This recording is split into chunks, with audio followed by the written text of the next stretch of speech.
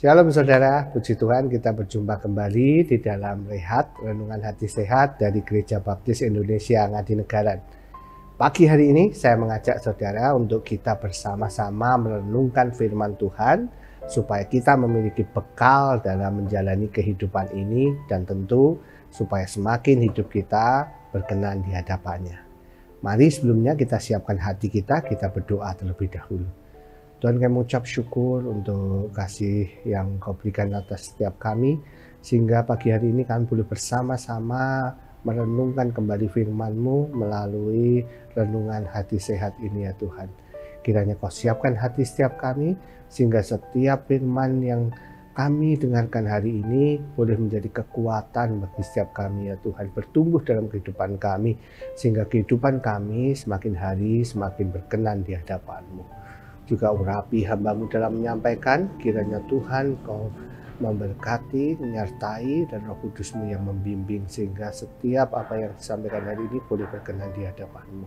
Terima kasih ya Tuhan, dalam nama Yesus kami ucap syukur dan berdoa. Amin. Ya, shalom saudara, hari ini saya akan mengajak kita untuk merenungkan firman Tuhan dengan tema karakter hidup orang Kristen. Ya, saudaraku, sebagai orang yang mengaku percaya dan mengikut Yesus, maka identitas kita seperti yang Alkitab katakan di 2 Korintus 5 ayat 17, sebab barang siapa yang ada dalam Kristus, ia adalah ciptaan baru. Ya, jadi tegas Alkitab tekankan identitas baru kita adalah ciptaan yang baru. Sehingga saudara, dalam aplikasi kehidupan kita, semestinya hidup kita itu tidak sama dengan yang lalu. Karena kita yang dulu adalah budak dosa, kini kita sudah diselamatkan dan menjadi milik Kristus saudara. Amin. Dan tahukah saudara, salah satu tolok ukur pertumbuhan rohani kita sebagai orang Kristen yang notabene adalah ciptaan yang baru, yang sehat, adalah memiliki karakter yang sehat pula.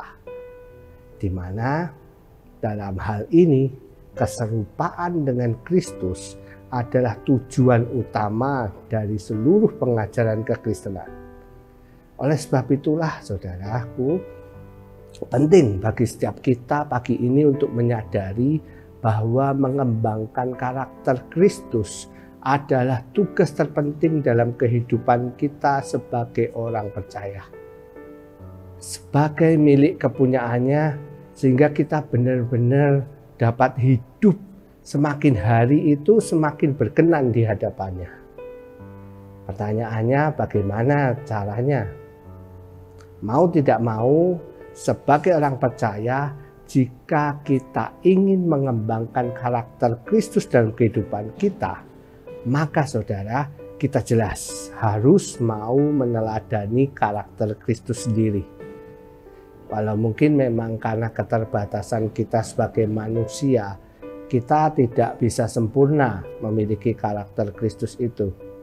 Tapi saudaraku, percayalah, upaya dan ketulusan saudara untuk menjadi hidup serupa dengan kehendak Kristus akan diperhitungkannya. Dan Roh Kudus pasti saudara akan menolong setiap kita dan memampukan kita. Amin.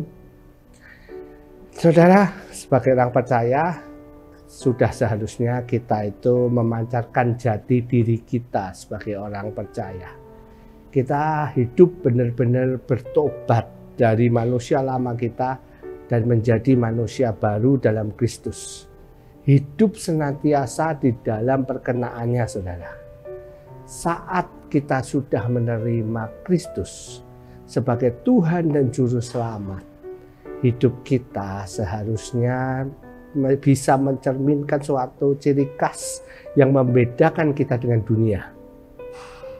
Saat kita memproklamirkan bahwa kita adalah anak Tuhan atau orang percaya, maka orang-orang akan melihat kita itu seperti apa. Mereka akan melihat hidup kita sebagai cerminan dari Yesus yang hidup di dalam kehidupan kita. Nah, ada 3 karakter istimewa yang seharusnya kita hidupi dalam identitas kita sebagai orang Kristen, saudara. Karakter pertama, penuh kasih. Saudara, kasih itu adalah ciri utama dari Allah yang kita sembah. Ini juga yang seharusnya menjadi ciri semua orang yang menyebut dirinya sebagai anak Tuhan. Mereka harus mengasihi semua orang. Setiap pengikut Kristus, saudara, adalah orang-orang yang mau mengasihi sesama. Jadi, apabila ada orang yang menyebut dirinya mengasihi Tuhan, tetapi tidak mau mengasihi sesamanya, waspada, saudara. Ini seperti yang dikatakan Alkitab, sebenarnya mereka bukanlah seorang pengikut Kristus. Bahkan sebenarnya tidak mengenal Dia. Ini adalah prinsip yang ditegaskan dalam 1 Yohanes 4 ayat 8. Dikatakan, barang siapa tidak mengasihi, ia tidak mengenal Allah. Sebab Allah adalah kasih. Jadi jika hidup kita saat ini masih sulit untuk mengasihi mungkin, mari pagi hari ini dengar kebenaran ini. Minta pertolongan Roh Kudus untuk memampukan setiap kita mengasihi, untuk memampukan kita hidup penuh kasih. Karena kalau kita tidak mau mengasihi, saudara, sejatinya maka kelakuan kita tidak ada bedanya dengan anak-anak dunia. Tetapi saat kita mau hidup penuh kasih kepada siapapun juga, termasuk mereka yang menghina maupun menyakiti kita, disitulah kita tampil sebagai anak-anak Tuhan. Amin. Jadi mari jadi orang-orang Kristen yang memiliki karakter penuh kasih, saling mengasihi sebagaimana Kristus mengasihi kita dan semua orang. Saudara, Kristus mati di kayu salib untuk semua orang yang berdosa. Sebagai anak-anak Tuhan, justru kita mengasihi sesama kita agar mereka melihat dan merasakan juga kasih yang telah Tuhan Yesus berikan kepada kita. Efesus 4 ayat 32 berkata, tapi hendaklah kamu ramah seorang terhadap yang lain, penuh kasih mesra dan saling mengampuni, sebagaimana Allah dalam Kristus telah mengampuni kamu. Karakter yang kedua adalah rela berkorban.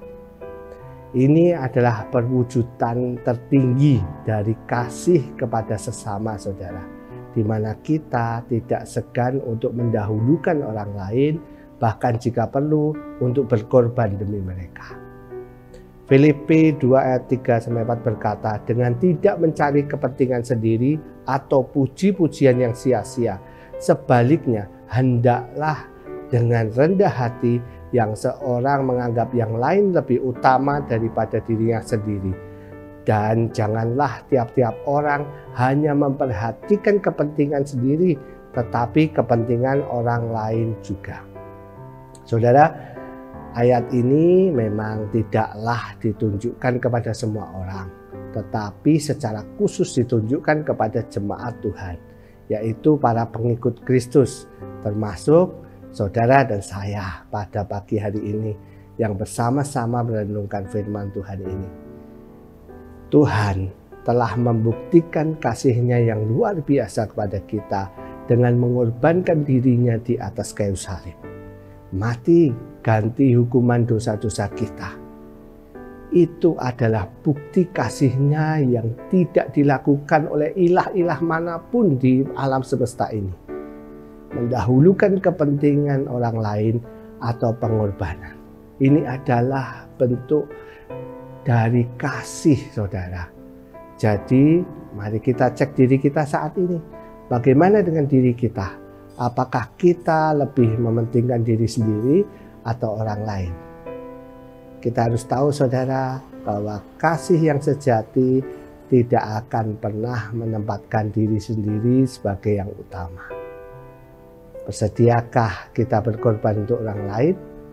Bila masih sulit, mari minta pertolongan Roh Kudus untuk membantu kita menjadi pribadi-pribadi yang tidak egois, namun pribadi yang penuh kasih.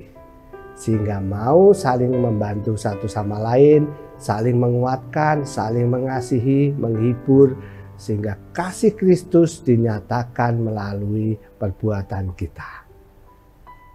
Karakter yang ketiga, hidup kudus, saudara. Ya, saudara, hidup dalam kekudusan adalah satu gaya hidup anak-anak Tuhan. Di tengah dunia yang sekarang ini menjadi relatif dan tidak ada lagi standar hidup yang baku, saudara, maka kita sebagai anak-anak Tuhan dipanggil untuk hidup dalam kekudusan.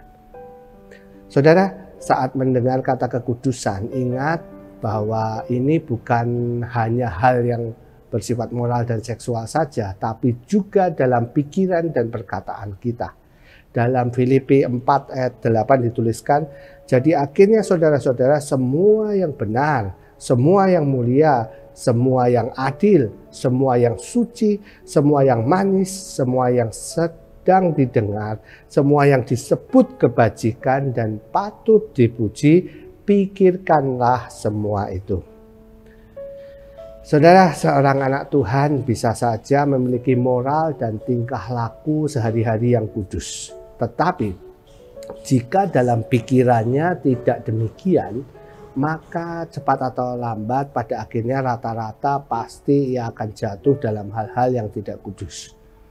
Jadi mari hati-hatilah, karena semakin banyak kita berkompromi dengan kebenaran firman Tuhan dan menyerah pada cara pandang dunia, maka semakin kita akan mudah terseret untuk tidak hidup kudus dan layak di hadapannya.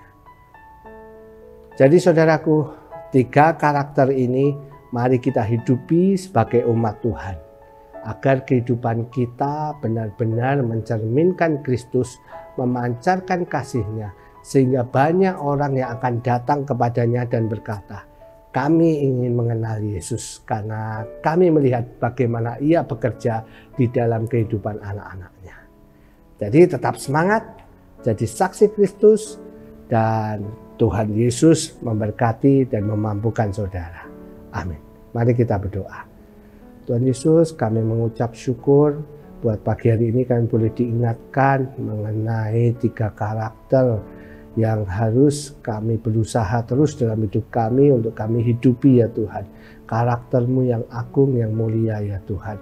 Karakter-Mu yang penuh kasih, karakter-Mu yang mau rela berkorban, karakter-Mu yang kudus, ya Tuhan. Dan biarlah, ya Tuhan, Kau mampukan kami yang lemah ini. Kami tahu daging kami lemah, ya Tuhan. Oleh sebab itu kami memohon, kiranya Roh Kudus-Mu yang menolong kami, menguatkan kami, sehingga setiap kami, Bapa, boleh dimampukan untuk kami senantiasa hidup berkenan di hadapan-Mu, menjadi orang-orang Kristen sejati, pengikut-pengikut-Mu yang mampu, ya Tuhan, untuk menjadi saksi bagi-Mu di dunia ini, ya Tuhan. Sehingga melalui kehidupan kami, banyak jiwa boleh mengenal Engkau, ya Tuhan. Terima kasih, ya Tuhan. Terima kasih. Tiba saatnya kami akan melakukan aktivitas kami. Kiranya Tuhan Engkau memberkati setiap jemaat-Mu dimanapun berada, ya Tuhan. Dan Tuhan yang menyertai. Dalam nama Tuhan Yesus kami mengucap syukur dan berdoa. Amin. Tuhan Yesus memberkati saudara.